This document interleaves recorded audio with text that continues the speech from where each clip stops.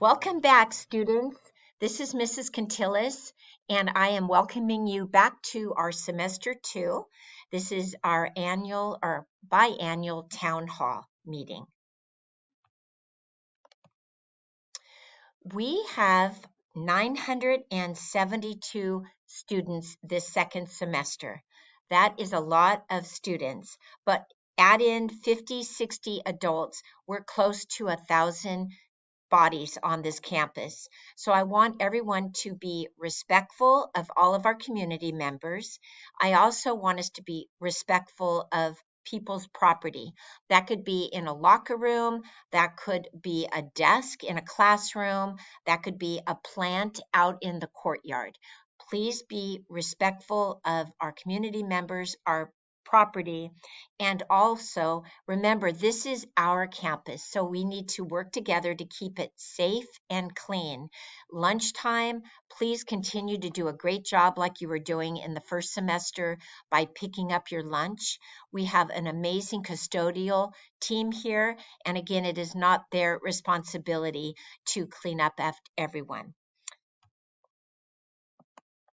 Alrighty, the hours of before and after school. Safety is the number one reason that we have these rules. So I want you all to know that our campus on Monday, Tuesday, Thursday, and Friday, it is open with supervision at 8:30 a.m. On Fridays, which is our late start day, we have supervision beginning at 9 o'clock. If you are riding a bus or if you arrive before either 8:30 or 9 a.m., where you need to go is into our MPR. We have supervision there. We have Mr. Dunn and Mr. Costamagna. So there is always supervision there. And not to mention, there is breakfast. Please do not go into the courtyard until you are dismissed to go there. The hallways do not open until the first bell rings, which is at 8:40. That is called a warning bell. That warning bell is instructing you that the campus is now open, the hallways are open, and you can head to your classroom. You are expected to be in your seat by 8:45 when the bell rings. Coming in after that, you are tardy. After 3:30, we have supervision on our campus from 3:15 to 3:30. After 3:30, our buses have pulled out of the loop, and there still are some of you waiting for rides, which is perfectly fine. But if you're in the back part of our campus, our teacher supervision ends at 3:30. And we ask you all to walk to the front, in front of the gates, and sit there and wait for your ride. I will be sending this information home as well to your parents so they understand that. But we do all of this for safety. And again, buses are the key reminder here. When our buses pull away from school, those of you who are still on campus, you need to move up to the front, but you also need to be off the campus because at this point there is no further supervision. We have 4 incredible staff members in the front office that are here to help you. They are Miss Javier, our front office secretary, Miss Katura, our attendance secretary, Mrs. Ormsby, our office manager, and Miss Crowley, our counselor tech. Please be sure that you are at all times respectful and polite to our office staff. If you have a question or need some help and you need to come to the office, you're welcome to do so, but do not bring your friends with you. If you have a question, only you need to be coming into the office. Once you've asked your question and are waiting for a response, please move away from the counter and take a seat, as other people may have some questions or other business may need to take place. So be polite and respectful to these incredible people. Phones, electronic devices, and digital citizenship. Here's the first thing you need to understand. It is now California state law that your phones are not to be used during the school day unless you have specific permission from your teacher to use your phone for an educational purpose and you are using it appropriately. So your phone needs to stay in your backpack off and silent. There is no reason to have your earbuds in. Your phones cannot be seen, heard, or used during the school day, as I said, unless it is for a specific school reason. When you leave the classroom, your phone stays in the classroom in your backpack when you're going over to the bathroom. And of course, do not take pictures on campus with your phone. Let's talk about consequences. Your phone gets taken away. First time, you can get a warning and it gets returned. Your name gets marked down in a book so we can track it. Because then the next time it happens, one of the administrators will be returning the phone to you and having a conversation with you, because on the third time, the phone will stay here at school until a parent or guardian comes to school to pick up the phone. If there is anything after that third one, there will be serious consequences. Let's not get there. Computers. Come to school with it charged. You cannot use it during break or lunch unless you're in the library on a day that you have permission to use your computer. And be mindful that it is a school computer. Everything, and I do mean everything you do on that computer, you search, it can be tracked, and your parents can see it too. Cyberbullying. Cyberbullying is the use of electronic device or information, cell phones, social media sites, instant messaging, texting, cameras, and so forth, to deliberately threaten, harass, or intimidate others, whether you're at home or at school. Uploading videos or photos to any social media platform violates student privacy. You're accountable for your actions online and can be suspended from school for cyberbullying. Respect for others. Keep your hands and feet to yourself. You need to be in control of yourself. In the hallways, make sure you're lining up against the wall, especially when you're waiting for your teacher. Don't crowd the hallways so other people can get through. There is no running in the hallways, in the courtyard, in the NPR. The only place you should be running is during PE and on the blacktop. Be respectful of all interactions on campus. This is language and actions and includes your fellow students, staff, adults, and guests. And racial and homophobic slurs and comments are unacceptable and will be immediately addressed. We do not take "it's a joke" lightly. Pine Valley has been recognized as a no place for hate school since 2021. You may have remembered some of the activities we have already done on campus. We have celebrated many different heritage months, including Native American Heritage Month, Hispanic Heritage Month. We have also done this Pledge of Allegiance in Spanish. And No Place for Hate is also going to be designing the Inclusive Week that is going to be coming up next week, so look out for that. And to quote Martin Luther King Jr., "Our lives begin to end the day we become silent about things that matter." We always say, be safe, be respectful, be responsible.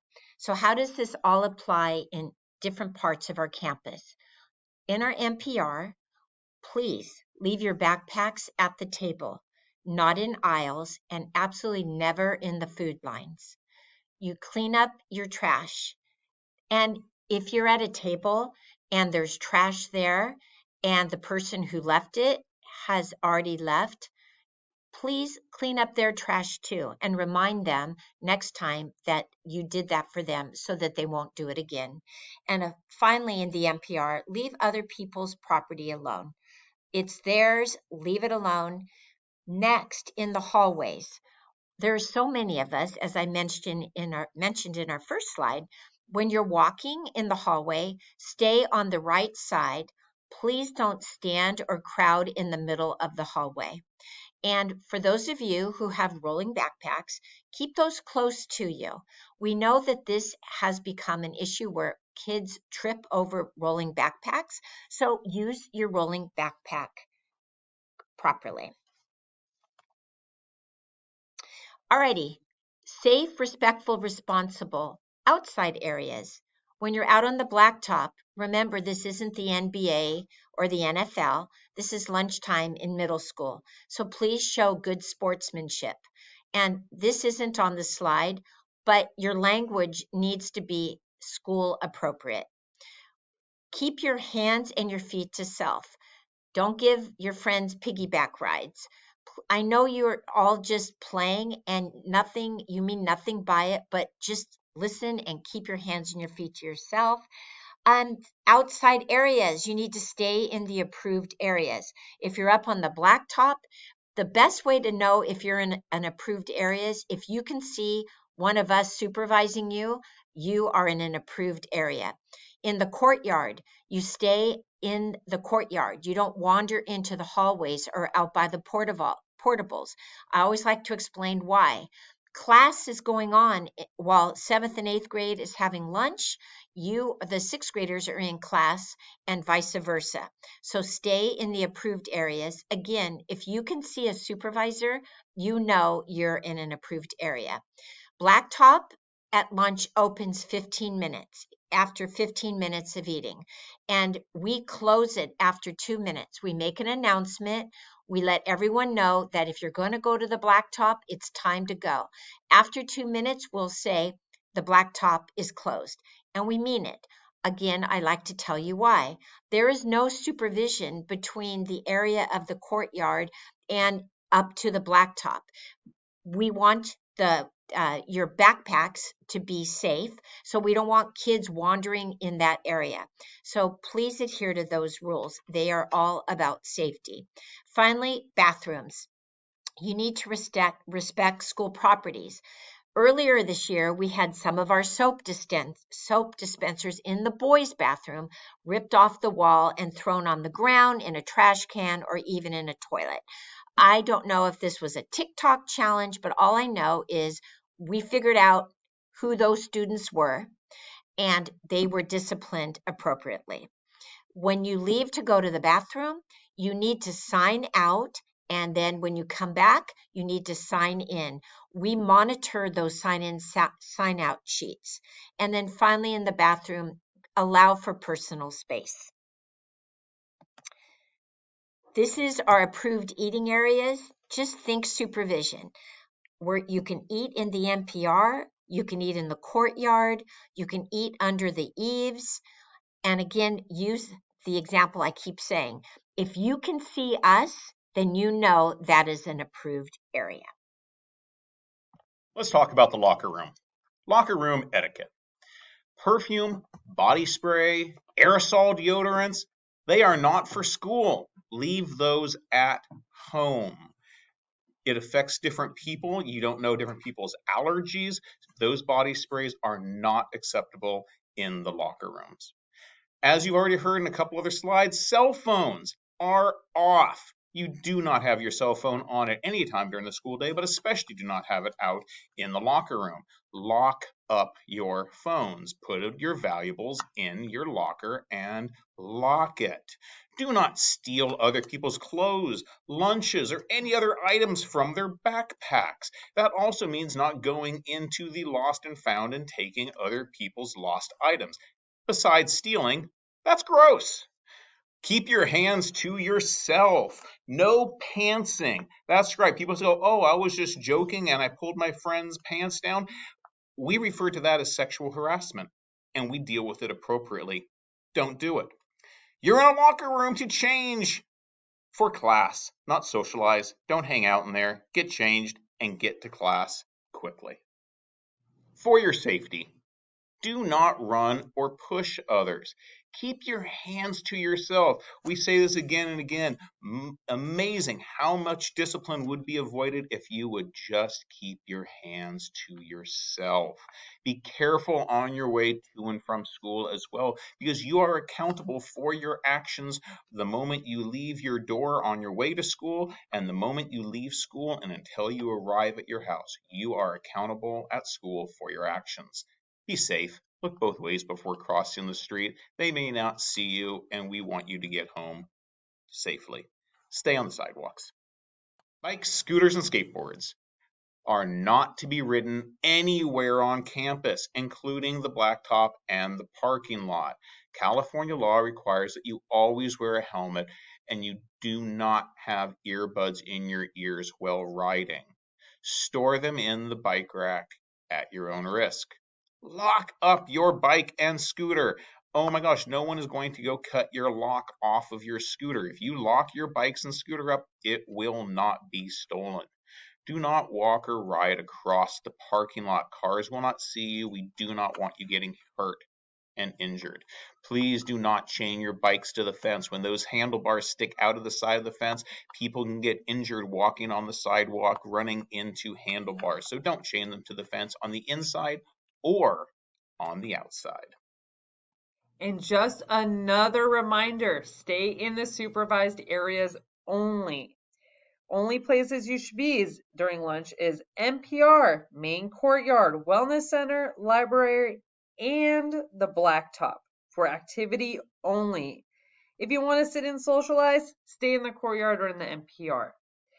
Whatever you choose for the last 15 minutes of the lunch period, you must stay there. You should not be wandering around from different areas.